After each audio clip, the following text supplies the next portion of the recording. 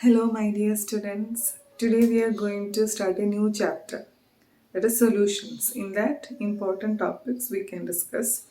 This is the first class of solutions. Okay. So here, first of all, you have to just to know about the definition. Yeah, this is important thing you have to study or you have to understand what a solution it is. That is, for example, we can start with an example. We have mixed water and sugar together. Okay. So what will happen? Sugar will dissolve in water to form a sugar solution, right? Such things we will call it as solution. So we will get a sugar solution here. And so how you can define a solution, that is, it is a solution means it is a homogeneous mixture of two or more components. Maybe it can have, if we take a solution, it will contain two components already. Also it will have two or more components. Okay, so two or more components which has a uniform property throughout, that is known as solution. So first of all, you have to be you have to start studying with the definition of this solution. So what is a solution means? Which is a homogeneous mixture of two or more components which has a uniform property throughout. Fine. Next thing you have to study. First you have studied the definition. Then next you have to know two things. One, what is a solute means. Other thing, what is known as a solvent.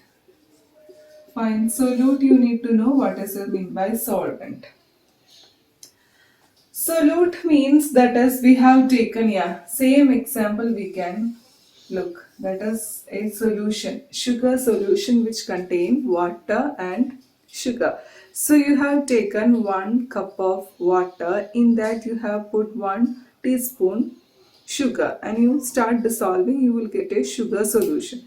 In that, which one is solute and which one is solvent? How you can identify? That is, the thing which are put in smaller quantity, that is known as solute.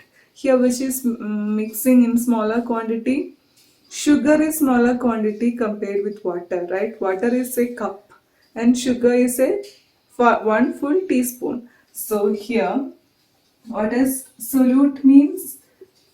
Smaller quantity component will be always the solute. So the component which is in larger amount, water, here in this particular example, water, which has in a larger quantity, that will be what? Quantity. Okay, it will be solvent. So you have to know what is a solution, what is a solute, and what is a solvent. The basic things starting in this chapter. Fine. Now, next thing you have to know, that is, here if we are taken same quantity of two components, then how you will identify which is a solute and which is a solvent?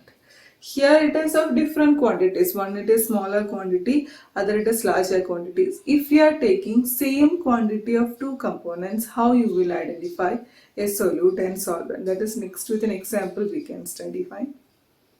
Okay, so we can start with an example. That is, we have taken water, H2O. We have taken 180 gram. And the same way we have taken glucose, which is also 180 gram. That means here same gram. So we can't identify using the quantity which is smaller or which is larger. In that case, calculate number of moles of each component. Find how you will calculate. The formula of calculating number of moles. Here first calculate for water, number of moles of water.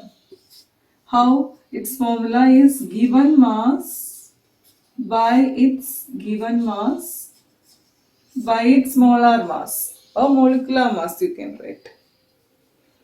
Okay, molar mass. So what is a given mass? Given mass is 180 gram water is given. What is the molar mass or molecular mass of water? It is 18, right? So cancelling, you will get what? 10. So 10 moles you will get for water. number of moles. Similarly, calculate for glucose. How you will get? Number of moles of glucose. Same formula, that is given mass by molar mass. What is a given mass? 180. Again, what is molar mass of glucose? It is also 180. So cancelling, you will get what? 1 mole. So now compare these two values, which is bigger, 10 moles. So water is the solvent and glucose is the solute. Like that you can identify solute and solvent if it is given in the same quantity. Hope it is clear. Now, next thing you have to study after this, that is types of solutions will come. Basically, there is 3 types of solution. That is gaseous solution is there, then liquid solution is there, then solid solution is there. In that, again classification is there. One example in each classification try to learn. Find that you can discuss. Okay, now next. Types of solution, it is of 3 forms, that is gaseous solution is the liquid solution and solid solution. Fine. In each section again we have to classify. That is, in gaseous solution, it can come solid in gas will come. Solid in gas can be one category. The next liquid. Liquid in gas will be the liquid in gas. Then what? Last, gas in gas. Okay, like this 3 categories will come. And in here, what will come? Here, it is in a liquid solution. So first you can write solid, you can start. Have solid in liquid. Then what will come? Liquid in liquid will come. Liquid in liquid. Then last, gas in liquid, right? Similarly, in the last category, what will come? Solid solution. So first you can write solid in solid will be the solid in solid. Then will come liquid in solid. Liquid in solid. Then last, gas in solid.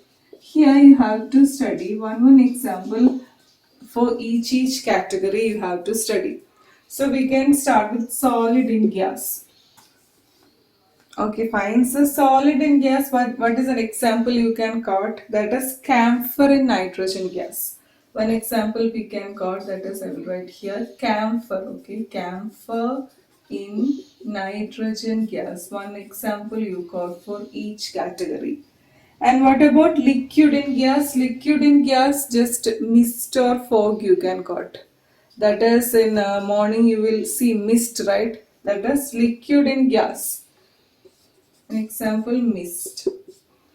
Then gas in gas. Last category, that is any 2 non-reacting gases can form a gaseous solution of gas in gas.